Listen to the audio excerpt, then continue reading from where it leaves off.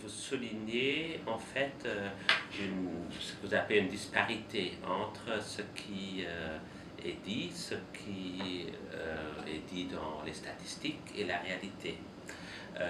Et on pourrait dire que c'est l'opposition entre la vérité et ce qu'on en fait. C'est une question de vérité et qui, dans la mesure où on la refoule, elle va ressurgir dans le réel, sous une autre forme, et peut-être sous une forme beaucoup plus tenace, difficile à gérer que si on l'acceptait. Et donc, ce qui se passe pour l'individu, ça se passe aussi pour les sociétés. Et donc, dans ce que vous décrivez dans les médias, à la télé, on ne montre pas, on essaye de cacher, de camoufler la réalité sociale, et donc d'entraîner les gens dans un monde virtuel ou fantaisiste, mais qui est très loin de la réalité, pour qu'ils ne s'occupent pas des choses réelles de la vie et de ce qui ne va pas dans la société. Donc il y a comme une volonté politique derrière. Et donc ce qui est intéressant à ce niveau-là, le déni, ça va plus loin que le refoulement. C'est-à-dire que c'est une autre forme. On pourrait dire que les sociétés sont construites comme les individus selon des mécanismes de défense qui peuvent être de l'ordre du refoulement. C'est-à-dire que là, pour toutes les sociétés fonctionnent comme ça, mais ça peut aller plus loin. Ça peut aller jusqu'au déni et ça peut aller jusqu'au rejet total d'une réalité qu'on ne veut pas voir. Mais je pense que cette notion de déni pour parler du politique me paraît tout à fait intéressante pour illustrer quelques mécanismes qui interviennent dans une société, voilà, et que dans une société, comme pour l'individu, il y a une lutte continue pour rétablir la vérité. Donc la vérité dans toute sa dimension, la vérité économique actuelle, la vérité, ce qui se passe au niveau du pouvoir, comment le pouvoir est exercé, mais aussi par rapport à l'histoire. Parce qu'aussi par rapport à l'histoire, on peut ne pas la voir, l'effacer, ne pas la considérer. Et bien sûr que c'est très mauvais pour une société quand elle ne regarde pas son passé en face. Ouais. Donc je dirais que c'est l'enjeu de la vérité et du réel.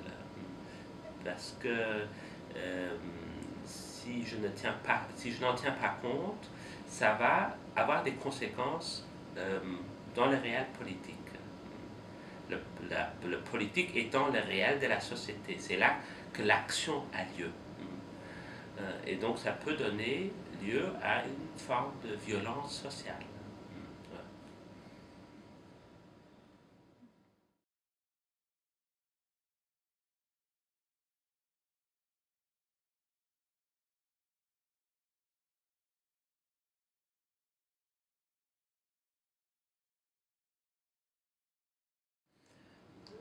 Oui, la culpabilité intervient certainement, mais peut-être pas en premier lieu. Il y a peut-être une question qui est beaucoup plus primordiale et plus radicale par rapport à celle que vous, dans la question que vous posez, qui est la question de la loi proprement dite, comment elle fonctionne. Et donc là, c'est une comparaison avec un autre pays qui était aussi dans le bloc soviétique et qui s'en sort autrement, qui a aussi fait le choix de se tourner vers l'Europe, qui en profite aussi d'une certaine manière, peut-être mieux que la Bulgarie, qui pourrait en profiter beaucoup plus de l'Europe. Mais on ne sait pas exactement comment justement sont détournés aussi des flux d'argent, l'argent qui arrive de l'Europe, de Bruxelles, comment c'est utilisé. Mais il y a certainement une différence, de nouveau par rapport à l'histoire de ces pays. La Lituanie, la Bulgarie ont une histoire différente.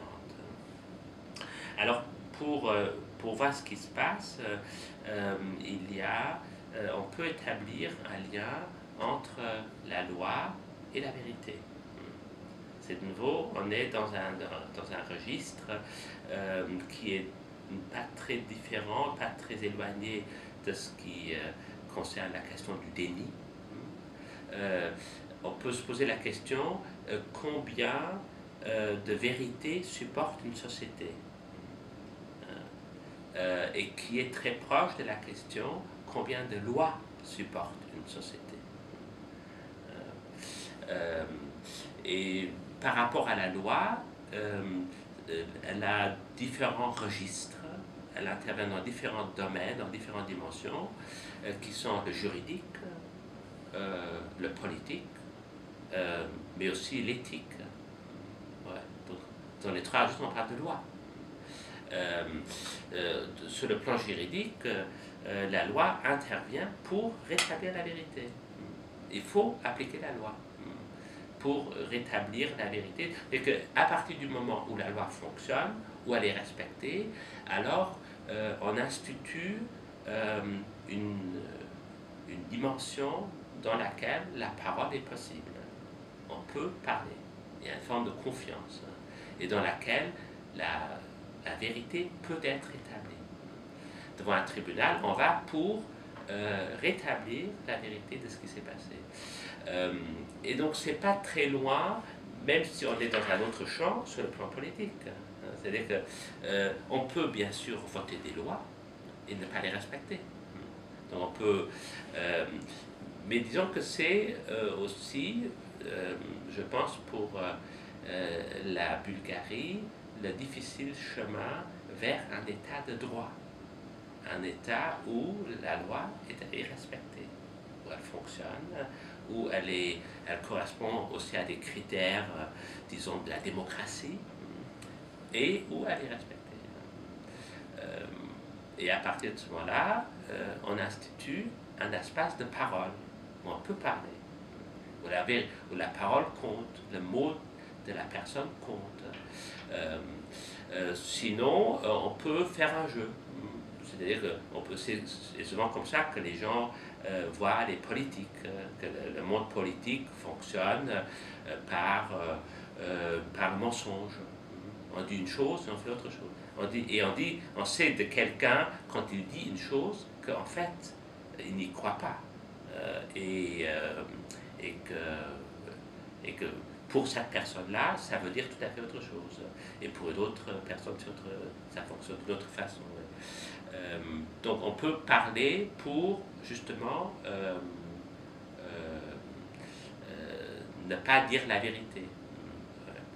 Alors, il ne s'agit pas, bien sûr, d'exagérer dans un autre sens, de traiter tous les politiciens de menteurs. Il ne s'agit pas de ça. Mais il s'agit d'un minimum où la loi, on a une confiance du peuple dans la classe politique que les lois sont respectées. Et donc, c'est très intéressant de faire le lien aussi avec la psychanalyse, parce que la psychanalyse, ce n'est rien d'autre que pour l'individu, de créer les conditions d'une parole, qu'une parole authentique est possible, qui ne peut pas avoir lieu ailleurs, qui ne peut pas avoir lieu dans la famille ou avec les connaissances. Donc c'est un lieu à part où on établit un cadre pour qu'une parole soit possible. Voilà. Et à partir de ce moment-là où la loi fonctionne, où la parole, où les conditions de la parole sont assurées, à partir de ce moment-là, aussi ce qui est de l'ordre de la culpabilité peut être élaboré. Voilà. Donc j'associerai loi à la vérité, à la parole. La parole.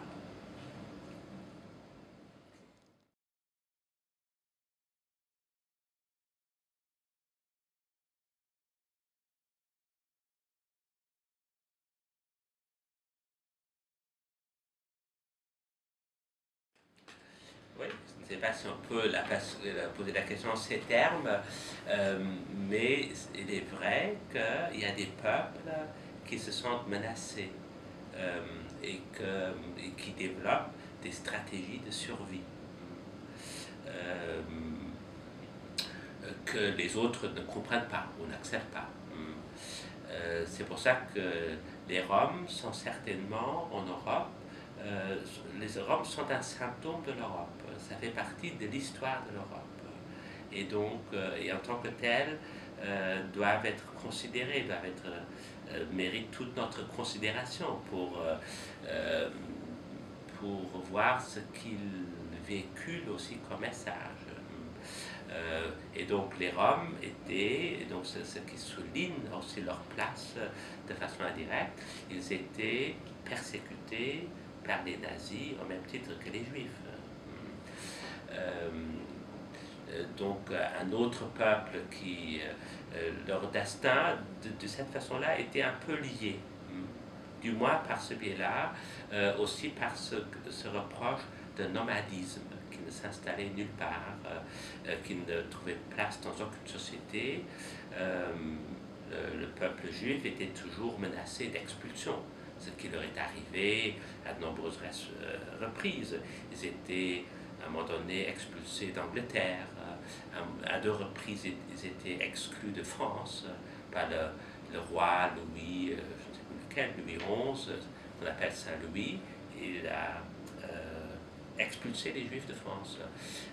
L'expulsion d'Espagne est la plus célèbre. Et donc, et les Roms continuent à vivre ce destin à l'heure actuelle, parce que c'est probablement le peuple le plus fragilisé en Europe, n'ayant aucun territoire où ils peuvent s'installer. Et donc, ils développent des stratégies de survie. Et donc, de se reproduire peut-être plus. C'est exactement la même stratégie qu'on observe dans une certaine frange de la population juive, chez les juifs orthodoxes, qui ont une quantité phénoménale d'enfants. Donc ils ont en général plus de 10 enfants, parfois 14, 15 enfants. Et sans qu'il y ait quelqu'un qui leur ait dit de se reproduire, c'est aussi une stratégie de survie.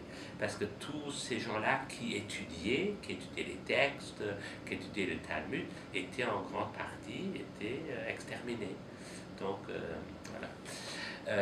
Alors donc il y a une forme de stratégie de survie d'une part, ce qui ne veut pas dire que forcément sexualité s'oppose à civilisation. C'est pas la lutte entre l'état de nature et la culture. La sexualité elle-même n'est pas de l'ordre de la nature. La sexualité, et ça c'est l'enseignement de Freud, c'est peut-être une de ses grandes découvertes, c'est de dire que la sexualité et la pulsion en particulier, qu'elle n'est pas de l'ordre de la nature, qu'elle est d'une certaine façon dénaturalisée. Et donc les Roms, ce que je veux dire par là, les Roms ne sont pas simplement un peuple qui se reproduit, mais ils font partie de la civilisation, ils ont leur civilisation, et qui est juste différente de la nôtre. Et elle est tellement visiblement, cette différence est tellement visible que l'Europe, jusqu'à ce jour, a beaucoup de difficultés à les intégrer. On le voit en Roumanie, je suppose aussi en Bulgarie, en France, ils ont beaucoup de difficultés et les Français continuent à expulser les Roms parce que, encore que ce soit des petits nombres, ce sont des petits chiffres, mais ça fait, il y a un climat actuel en France qui n'est pas très propice à la tolérance vis-à-vis de populations nomades qui ont des traditions très différentes. Mais les Roms ont certainement une tradition qui est aussi ancienne et donc aussi vénérable que tous les autres peuples européens.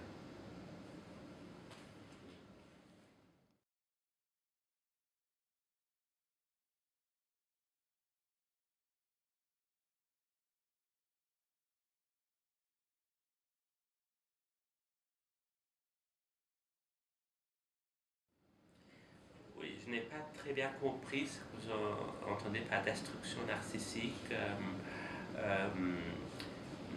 Est-ce que ça voudrait dire que les individus perdent une image de soi, une identité de soi imaginaire? J'entends plutôt une difficulté que vous soulignez de dire oui, on a vu que dans le régime communiste, l'individu n'était pas respecté. Est-ce qu'il est vraiment plus respecté dans le monde capitaliste? Je vois plutôt la différence entre communisme et capitalisme. Que le capitalisme fonctionne beaucoup, il y a un imaginaire qui fonctionne, et on pourrait dire il y a un accès narcissique à outrance parfois, avec les médias, les films, etc., mais qui peut aussi être une forme d'aliénation. Donc je verrais plutôt l'aliénation qui est liée à un narcissisme qui détruit autre chose, plutôt un narcissisme exagéré. Et que l'enjeu est aussi à ce niveau-là, par rapport à la démocratie, c'est de constituer les bases mêmes de la démocratie. Et que le chemin vers la démocratie, c'est un chemin assez long. Et que tous les peuples ont dû se battre pour accéder à la démocratie. Qu'elle ne peut pas être dictée par en haut. Bien sûr, ça joue. La démocratie a été imposée à l'Allemagne. Mais il y avait déjà une tradition démocratique avant. Donc ils pouvaient renouer, ils pouvaient refaire le lien. Et donc je pense que pour chaque peuple, c'est nécessaire de faire le lien avec son passé. Donc aussi pour la Bulgarie, avec ce qui a précédé le communisme. Il y a une tradition qui est là, qui est très forte et qui donne certainement, qui va aboutir, j'espère très prochainement, à une démocratie typiquement bulgare. Ouais. Mais donc qui n'est pas acquise du simple fait qu'on change de constitution et de loi. Parce qu'il y a des gens qui sont derrière, il y a des gens qui appliquent les lois, et disons que de ce point de vue, il y a un terme aussi de la psychanalyse qui est très utile pour comprendre ces mécanismes politiques en jeu par rapport auxquels il faut se battre, c'est la notion de jouissance. Il y a une jouissance du pouvoir, on dit jouir du pouvoir, mais qui est telle qu'elle doit être constamment contrebalancée par un contre-pouvoir. La lutte pour la démocratie, c'est la lutte pour le contre-pouvoir, qui n'est pas un pouvoir unique. Dans le communisme, il y a un parti unique qui a le pouvoir. Et donc, il faut du temps pour que le contre-pouvoir puisse se mettre en place. En principe, le débat devrait avoir lieu dans le Parlement. Mais si tous les partis politiques participent à cette même jouissance du pouvoir, et ce même abus, donc, de façon inévitable, le contre-pouvoir va surgir dans la rue, par la protestation, par la révolte. Et c'est aussi ce qui se passe un peu à l'heure actuelle en Bulgarie, c'est que les étudiants réagissent. Et ça, c'est magnifique que ce soit la jeunesse, justement, qui dise, voilà, c'est une nouvelle période qui a commencé, et on ne peut plus tolérer que ça continue de cette façon-là. Que le pouvoir qu'il y ait un abus de pouvoir, et qu'il y ait toujours la même clique qui s'accapare du pouvoir. Donc, sur le plan individuel, c'est la même chose. L'individu est aussi régi par des circuits de jouissance anciens. Et c'est une lutte que chacun doit traverser pour s'arracher à cette jouissance. Ou pour la limiter.